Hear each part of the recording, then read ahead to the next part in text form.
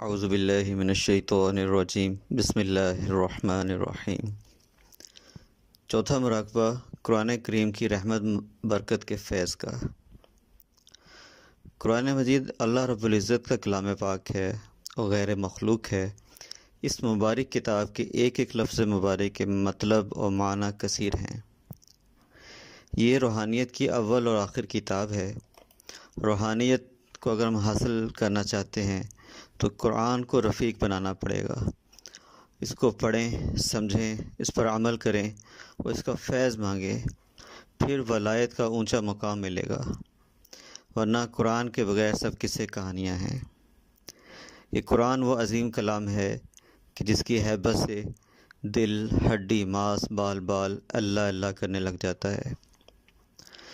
سورہ زمر میں ارشاد فرمایا اللہ رب العزت نے، اللہ نزل احسن الحدیث کتابا متشابہا مثانیہ تقشعر منہ جلود الذین یخشون ربہم ثم تلین جلودہم وقلوبہم الی ذکر اللہ ذالک ھدی اللہ یہدی بہ من یشاء، کہ اللہ نے نازل کیا بہترین کلام جس کی تحریریں ایک دوسرے سے متشابہ ہیں اور دہرائی جاتی ہیں، اور ان کے جلد کے رونگٹے کھڑے ہو جاتے ہیں جو خشیت والے ہیں جب وہ یہ کلام آپ کی زبان مبارک سے سنتے ہیں یا خود تلاوت کرتے ہیں۔ اس رونگٹے کھڑے ہونے کی کپکپاہٹ کی کیفیت کے بعد ان کی جلدیں اور قلوب نرم ہو جاتے ہیں اللہ کا ذکر کرتے ہوئے۔ رونگٹے کھڑے ہو جانا، جلد اور قلب کا نرم ہو جانا ہدایت کی کیفیت ہے۔ اللہ جس کو یہ اونچی نعمت ہدایت کی دے دے اور جس کو وہ گمراہ کر دے اس کے لیے کوئی ہدایت نہیں۔ قرآن کریم کا مخاطب دل ہے۔ اگرچہ عقل سے کسی قدر اس کتاب پاک کو سمجھا جا سکتا ہے، مگر اس عظیم الشان کتاب کے مقاصد کو صرف اور صرف شرح صدر یعنی سینے کے بند لطائف کھول کر ہی پڑھا جا سکتا ہے۔ اگر سینے کے لطائف کو بیدار کر کے اس کو پڑھا جائے تو اس کے روح المعانی تک رسائی حاصل ہو جائے گی، اور پھر بیمار زدہ معاشرے کی اصلاح کا باعث یہ قرآن بن سکتا ہے۔ اللہ تعالیٰ قرآن مجید میں ارشاد فرماتا ہے کہ ہم نے اسے حضور اقدس صلی اللہ علیہ وسلم کے دل پر اتارا۔ فرمایا، کل من کان عدوا لجبریل فإنہ نزلہ علی قلبک بإذن اللہ مصدقا لما بین یدیہ وہدی وبشری للمؤمنین۔ اے پیغمبر، کہہ دو کہ اگر کوئی شخص جبرائیل کا دشمن ہے تو ہوا کرے، انہوں نے تو یہ کلام اللہ کی اجازت سے تمہارے دل پر اتارا ہے۔ نزلہ علی قلبک بإذن اللہ، انہوں نے یہ کلام اللہ کی اجازت سے تمہارے دل پر اتارا ہے، جو اپنے سے پہلے کی کتابوں کی تصدیق کر رہا ہے اور ایمان لانے والوں کے لیے مجسم ہدایت اور خوشخبری ہے۔ اور پھر قرآن کو سمجھنے کے لیے بھی اللہ رب العزت نے دل ہی کی طرف توجہ دلائی۔ فرمایا، افلا یتدبرون القرآن ام علی قلوب اقفالها، کیا یہ لوگ قرآن میں غور نہیں کرتے یا ان کے دلوں پر تالے لگے ہوئے ہیں۔ ایک اور مقام پر ارشاد فرمایا، الم یأن للذین آمنوا ان تخشع قلوبهم لذکر اللہ وما نزل من الحق ولا یکونوا کالذین اوتوا الکتاب من قبل فطال علیہم الامد فقست قلوبهم وکثیر منہم فاسقون۔ کیا ایمان لانے والوں کے لیے ابھی وہ وقت نہیں آیا کہ ان کے دل اللہ کے ذکر کے لیے رکت کے ساتھ جھک جائیں، اور اس حق کے لیے بھی یعنی قرآن پاک کے لیے بھی جو نازل ہوا ہے، اور ان لوگوں کی طرح نہ ہو جائیں جنہیں اس سے پہلے بھی کتاب دی گئی تھی، پھر ان پر مدت دراز گزر گئی تو ان کے دل سخت ہو گئے، یعنی نہ اس کو پڑھا، نہ سمجھا، نہ اس کے اوپر عمل کیا، اس کی طرف سے لاپرواہی کی تو ان کے دل جو ہے سخت ہو گئے، اور ان میں بہت سے لوگ نافرمان ہیں۔ یعنی قرآن فہمی کے لیے دلوں کا بیدار ہونا ضروری ہے، سینے کے بند کواڑ کھلنا ضروری ہے جو اللہ کے ذکر سے کھلتے ہیں۔ ایک حدیث مبارکہ میں آپ صلی اللہ علیہ وسلم کی یہ دعا ہے کہ اللہم افتح اقفال قلوبنا بذکرک، اے اللہ اپنے ذکر سے ہمارے دلوں کے قفل کھول دے۔ اور حضرت علی رضی اللہ عنہ سے بھی ایک روایت ہے، فرمایا اللہم افتح مسامع قلبی لذکرک، اے اللہ اپنے ذکر سے میرے دل کے کان کھول دے، ورزقنی طاعتک، اور مجھے اپنی فرما برداری، و طاعت رسولک، اور اپنے رسول کی تابع داری نصیب فرما دیجیے، و عملاً بکتابک، اور اپنی مقدس کتاب قرآن مجید پر عمل کی توفیق دے دیجیے۔ تو جب سینے کے لطائف اللہ کے ذکر سے جاری ہو جاتے ہیں تو پھر قرآن کے نرالے اسرار و رموز سامنے آتے ہیں۔ فطرت انسانی اور قرآن حکیم میں ہم آہنگی بہت ضروری ہے۔ قرآنی احکامات پر اس کی روح کے مطابق عمل پیرا ہونے کے لیے انسانی فطرت کو بحال کرنا ضروری ہے۔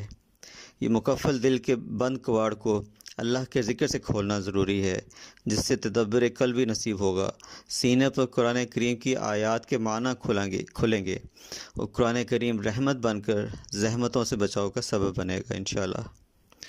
یہ ایک حقیقت ہے کہ قرآن صرف کتاب نہیں، کچھ اور ہی چیز ہے۔ جب یہ جان میں اتر جاتی ہے تو جان کچھ اور ہو جاتی ہے، یعنی انسان کو بدل ڈالتی ہے، اور جب انسان بدل جاتا ہے تو پھر جہان ہی بدل جاتا ہے۔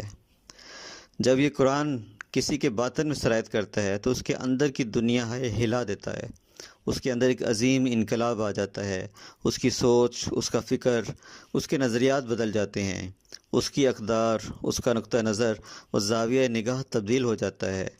اب گویا کہ وہ مکمل طور پر ایک بدلا ہوا انسان ہے، اور اس کے اندر سے جو یہ تبدیلی ابھری ہے، یہی در حقیقت صحیح طور پر خارجی میں ایک تبدیلی برپا کر دے گی، دنیا میں ایک تبدیلی برپا کر دے گی، اور اسی طرح وہ تمام غلط رویے اور تمام غلط اعمال خود بخود ٹھیک ہوتے چلے جائیں گے، کیونکہ اندر سے ان کو غذا دینے والی جڑیں اب کاٹی جا چکی ہیں۔ حضرت عثمان غنی رضی اللہ تعالیٰ عنہ فرماتے تھے کہ اگر تمہارے دل صاف ہوتے تو قرآن مجید پڑھنے سے کبھی نہ بھرتے۔ حضرت عبداللہ بن مسعود رضی اللہ عنہ فرماتے ہیں قرآن کو یوں مت بھگتاؤ جس طرح اشعار بھگتائے جاتے ہیں، نہ اس کو یوں بکھیرو جیسے ردی کھجور دھری جاتی ہے، بلکہ اس کے عجائب و رخ جایا کرو، اس کے ساتھ دلوں کو جنبش دیا کرو۔ یہ قرآن نسخہ شفا ہے، اور اس میں ہماری روحانی بیماریوں کی شفا ہے جو ہمارے سینوں میں موجود ہیں۔ قرآن کریم میں کئی مقامات پر اللہ رب العزت نے اس کی طرف توجہ دلائی، فرمایا وَيَشْفِ صُدُورَ قَوْمٍ مُؤْمِنِينَ، اور ایک اور جگہ پہ فرمایا وَشِفَاءٌ لِمَا فِي الصُّدُورِ، اور پھر فرمایا وَنُنَزِّلُ مِنَ الْقُرْآنِ مَا هُوَ شِفَاءٌ وَرَحْمَةٌ لِلْمُؤْمِنِينَ، اور قُلْ هُوَ لِلَّذِينَ آمَنُوا هُدًى وَشِفَاءٌ۔ تو یہ نسخہ شفا ہے جو دلوں کو دھو دیا کرتا ہے، مگر اس کے لیے اسے زبان سے نیچے دل میں اتارنا ہوگا۔ یہ دل تک اتر گیا تو پھر دل کو نورانی بنا دے گا، اور ظاہر و باطن کو نکھار دے گا، اور باطن کی کیفیات جو ہے وہ بدلنا شروع ہو جائیں گی، نکھرنا شروع ہو جائیں گی۔ صحابہ کرام رضوان اللہ علیہم اجمعین کا قرآن سے لگاؤ خود قرآن بتاتا ہے۔ سورہ غافر میں ارشاد فرمایا وَإِذَا سَمِعُوا مَا أُنزِلَ إِلَى الرَّسُولِ تَرَىٰ أَعْيُنُهُمْ تَفِيضُ مِنَ الدَّمْعِ، اور جب اس چیز کو سنتے ہیں جو رسول پر اتری تو ان کی آنکھوں کو دیکھے گا، تَرَىٰ أَعْيُنِهِمْ، تو ان کی آنکھوں کو دیکھے گا کہ آنسوؤں سے بہتی ہیں، اس لیے کہ انہوں نے حق کو پہچان لیا۔ کہتے ہیں اے ہمارے رب، ہم ایمان لائے، پس تو ہمیں ماننے والوں کے ساتھ لکھ لے۔ یعنی جب صحابہ کرام قرآن سنتے تھے تو ان کی آنکھوں سے آنسو رواں ہو جاتے تھے۔ قرآن سے ان کی محبت اور باطنی کیفیات پر اتنے واقعات ہیں کہ اس مختصر وقت میں بیان نہیں کیے جا سکتے۔ تو اس عظیم الشان مراقبے سے قرآن کریم کا وہ فیض انسان کو ملنے لگتا ہے جو قرون اولیٰ کے مسلمانوں کو حاصل تھا، اس کی محبت دل میں سرایت کرنے لگ جاتی ہے۔ قرآن مجید کے رحمت برکت والے فیض سے سینے پر قرآن کریم کے آیات کے معنی کھونا شروع ہو جاتے ہیں، اور تدبر قلبی نصیب ہونا شروع ہو جاتا ہے۔ طریقہ اس کا، اس مراقبے کا وہ یہ ہے کہ مراقبے سے پہلے ہم 3 کل، آخری 3 کل پڑھ کے اپنے ہاتھوں پہ دم کریں گے، سر کندھوں سینوں پر پھیر لیں گے۔ اس کے بعد 21 دفعہ درود شریف پڑھیں گے، اور پھر قرآن کریم جو ہے وہ اللہ کے کلام کی تجلی وجودی ہے، تو تلاوت سے پہلے اسے محبوب کی طرح ہم چومیں، آنکھوں اور سینے سے اس تصور کے ساتھ لگائیں کہ کتاب کو نہیں بلکہ اللہ کے کلام کی تجلی وجودی کو چوم رہے ہیں۔ ایک ایک حرف کا فیض مان کر تلاوت کریں، پھر سر جھکا کر تصور کریں کہ یہ فیض سلطان الاذکار سے ہوتا ہوا پورے جسم پر بکھر رہا ہے۔ جسم آپ کا یہیں پہ موجود ہے، مگر آپ کی جو روح ہے وہ خانہ کعبہ کے سامنے ہے، اور اللہ کے عرش سے معلیٰ سے فیض روحانی نورانی لہروں کی شکل میں خانہ کعبہ پر اور وہاں سے آپ کے سلطان الاذکار پر آ رہا ہے، اور ایک ٹھنڈک کا احساس آپ کو اس فیض کے آنے سے محسوس ہوگا۔ تو کم از کم 15-20 منٹ بیٹھ کے اس مراقبے کو کریں، اور اللہ سے مراقبے سے پہلے دعا ضرور مانگیں کہ اللہ رکت کے ساتھ کہ اللہ ہمیں قرآن مجید کی رحمت برکت والا فیض عطا فرما۔ جیسا کہ پہلے بھی عرض کیا گیا کہ جسمانی نعمتیں وقت لگانے سے، محنت کرنے سے ملتی ہیں، اور روحانی نعمتیں اللہ کے آگے رونے اور مانگنے سے ملتی ہیں۔ تو رکت کے ساتھ اللہ تعالیٰ سے بھکاری بن کے اس کا فیض مانگیں، بار بار مانگیں، پھر اس مراقبے کو کریں۔ اللہ تعالیٰ ہمیں قرآن مجید کے فیوزات عطا فرمائے۔ جزاک اللہ۔